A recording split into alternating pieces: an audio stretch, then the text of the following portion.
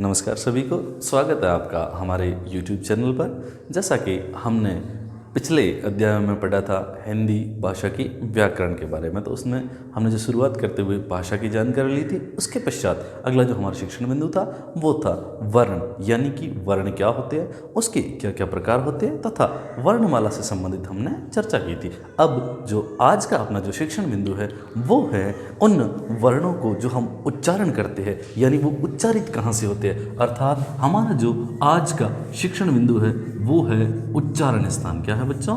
उच्चारण स्थान।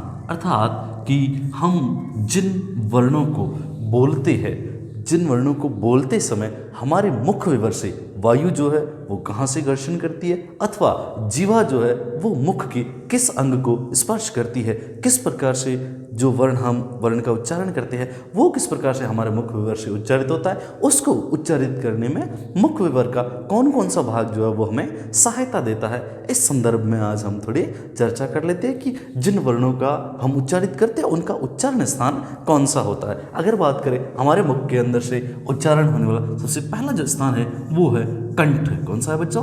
कंठ। यानी कि कंठ से कौन कौन से वर्ण उच्चारित होते हैं। हमारा जो मुख विवर है वहाँ में कंठ से वायु जो है वो घर्षण करती है, बाहर निकलती है। कंठ से उच्चारित होने वाले वर्णों की अगर अपन बात करें तो कंठ वो है हमारे अ, आ, क वर्ग, है ना बच्चों? क वर्ग पूरा। क वर्ग के अंतर्गत 5 वर्ण आते हैं।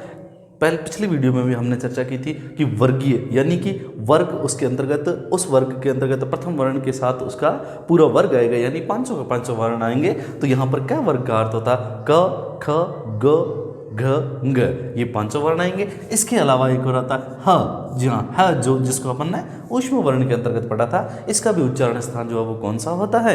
कंठ होता है बच्चों। और इसके अलावा विसर्ग। विसर्ग किसके अंतर्गत पढ़ा था अपन ने? विसर्ग पढ़ा था अपन ने जो है अयोग वहा व्यंजन जब पढ़े थे तब वहां पर अपन ने विसर्ग पढ़ा था। विसर्ग का जो उच्चारण होता है अह की तरह इसका उच्चारण होता है। तो इन वर्णों का जो उच्चारण स्थान होता है वो कौन सा होता है बच्चों?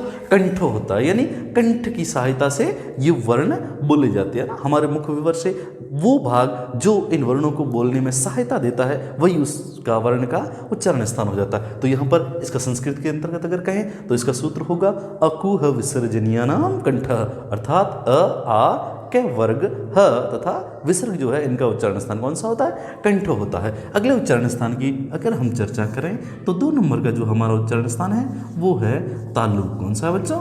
तालु। अगर हम इसके संस्कृत सूत्र की बात करें तो इसका सूत्र होता है इचु यशानाम तालु। अर्थात इसके अंतर्गत ई च वर्ग पूरा।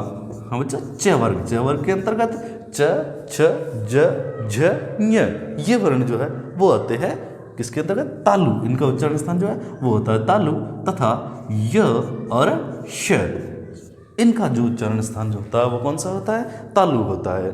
यानी आप बोल के देख लो, ई की जब आवाज़, जैसे अ की अपन आवाज़ निकालते हैं तो अ की आवाज़ जो है वो बिल्कुल अंदर से कंठ से निकलती है, और ई की आवाज़ निकालते समय जीवा और तालु के मध्य जो है वायु घर्षण करते हुए बाहर निकलते हैं। अथवा अपन बोले च, छ, ज, झ, ञ, तो ये जितने भी वर्ण अपन जब इनको उच्चारित करते हैं तो जीवा जो है वो कहीं ना कहीं तालु को स्पर्श करती है, अथवा तालु और जीवा के बीच वायु जो है वो घर्षण करते हुए बाहर निकलती है। अथवा इसको बोल दो य या श। पिछली वीडियो में अपन ने चर्चा की थी ये श, इसका जो उच्चारण स्थान होता है उसका मुख्य रूप से ध्यान रखा जाता है कि श, यानी कि इस श का उच्चारण करते समय जो वायु है वो बिल्कुल जीवा और तालु के मध्य घर्षण करते हुए बाहर निकलती है। इसको जो है अपन तालव्य स कहते हैं। इसको कौन सा स कहते हैं बच्चों? तालव्य श। यानी कि तीनों श जो है उनके अलग अलग उच्चारण स्थान के आधार पर उनको अलग अलग भाग में बांटा गया, तो इसको अपन तालव्य श कह सकते हैं। उच्चारण स्थान की अगली कड़ी में अगर आता है तो अगला उच्चारण स्थान जो है वो है मूर्धा। कौन सा बच्चों? मूर्धा। मूर्धा के अंतर्गत इसका अगर बात करें तो होता है ऋतु रसाणाम मूर्धा। अर्थात री, कौन सा? री ट वर्ग पूरा। कौन सा वर्ग? ट वर्ग। ट वर्ग के अंतर्गत कौन कौन से आते हैं? ट वर्ग के अंतर्गत वर्ण आते हैं ट, ठ, ड, ढ और ण। तो इनका जब अपन उच्चारण करते हैं तो मूर्धा यानी दांतों से थोड़ा सा ऊपर की तरफ वहां पर जो है जीवा टकराती है। अपनी जीवा जो है वो मुख विवर में कहाँ दांतों से थोड़ा सा ऊपर मूर्धा तक जो है वहां पर टकराती है। आप बोल के देख लो, प्रत्येक का उच्चारण जो है वो करके देख लो बच्चों, आपको ट ठ ड ढ ण, तो इनका उच्चारण करते समय जीवा जो है वो कहां पर टकराती है, मूर्धा पर टकराती है। तथा इसके अलावा ऋतु रसायन मूर्धा र और श, श, ये श आ गया। अब इस श का उच्चारण जो है वो अलग होता है, ये है श और ये श, यानी उसका उच्चारण करते समय जो है अपन कहाँ से वायु निकल रही है या फिर हमारे मुख का कौन सा भाग जो है वो उस वर्ण को उच्चारित करने में सहायता दे रहा है, इस चीज़ का ध्यान रखा जाता है। तो इसको जो है श, इसका उच्चारण क्या होगा, श, यानी इसको हम जो है कौन सा श कह सकते हैं, मूर्धन्य श। कौन सा कह सकते हैं, मूर्धन्य श। अर्थात आज के बाद में आप जो है इस चीज़ का ध्यान रखना कि श कौन सा लिखना है, तो शलगम वाला लिखना है, सलेट वाला, सड़क वाला या षटकोण वाला। इसके बजाय अगर आप इस प्रकार से बोलोगे तो वो ज़्यादा प्रभावी होगा कि ये तालव्य श है, ये मूर्धन्य श है। इसके बाद अगर उच्चारण स्थान की बात करें तो तीसरा जो उच्चारण, चौथा उच्चारण स्थान जो आता है वो आता है दंत। अगर संस्कृत में बात करें तो संस्कृत में जो दंत यानी जिस वर्ण को उच्चारित करते समय हमारी जीवा जो है वो दांतों से टकराती है, तो इनका उच्चारण करते समय जो संस्कृत का सूत्र है वो है ऋतुलसानाम दंता, अर्थात लृ वर्ण जो है वो हमारे इस हिंदी भाषा में नहीं है। त वर्ग आएगा इसके अंतर्गत। कौन सा वर्ग आएगा, त वर्ग आएगा। और ल तथा स ये वर्ण हैं जिनका उच्चारण करते समय जो जीवा है वो हमारे किसकी सहायता लेती है, दांतों की, अर्थात जीवा जो है वो दांतों से टकराती है। आप बोल के देख लो, त थ द ध न, तो ये जो 5 वर्ण अपन बोलते हैं तो सीधी जीवा जो है वो किसकी सहायता लेती है या फिर किससे टकराती है, सीधी दांतों से टकराती है। तो ये त वर्ग, ल और स। अब ये आ गया स, इसका उच्चारण करते समय जीवा जो है वो सीधी कहाँ से टकराएगी, दांतों से। स, इसका उच्चारण कैसे करेंगे, स, ये श सीधी तालू से निकलेगी, श मूर्धा की सहायता लेगी और स कहाँ से, दांतों की सहायता लेगी। तो इस स को जो है कौन सा स कहते हैं, दंत्य स कहा जाता है। कौन सा स कहा जाता है बच्चों, दंत्य स कहा जाता है।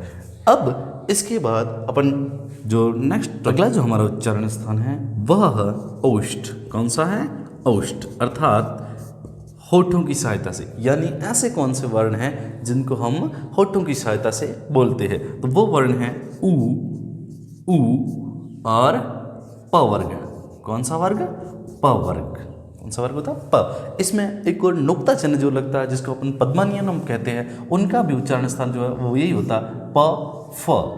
प और फ, इन वर्णों का भी उच्चारण स्थान जो है वो कौन सा होता है, ओष्ठ होता है। उपपद्मानीय ओष्ठो, यानी कि इन वर्णों का उच्चारण करते समय हमारा जो मुख का भाग जो सर्वाधिक सहायता करता है वो कौन सा करता है, ओष्ठ करती है। जैसे बोल दो उ उ, अगर आप होठों को बिना हिलाए इन वर्णों का उच्चारण कर सकते हो तो इसका अर्थ ये है कि ये सहायता नहीं करते। इनका उच्चारण करने के लिए अनिवार्य रूप से आपको होठों की सहायता लेनी पड़ेगी। जैसे प फ ब भ म, इनका उच्चारण आप बिना होठों की सहायता से नहीं कर सकते। तो ये जो वर्ग है या प वर्ग और उ, इनका उच्चारण जो है वो किसकी सहायता से होता है, होठों की सहायता से होता है। इसलिए इनको जो है कौन सा वर्ण कहा जाता है, ओष्ठीय वर्ण कहा जाता है। इनका उच्चारण स्थान जो है वो ओष्ठ होता है। इसके बाद अब चले तो कंठ तालु।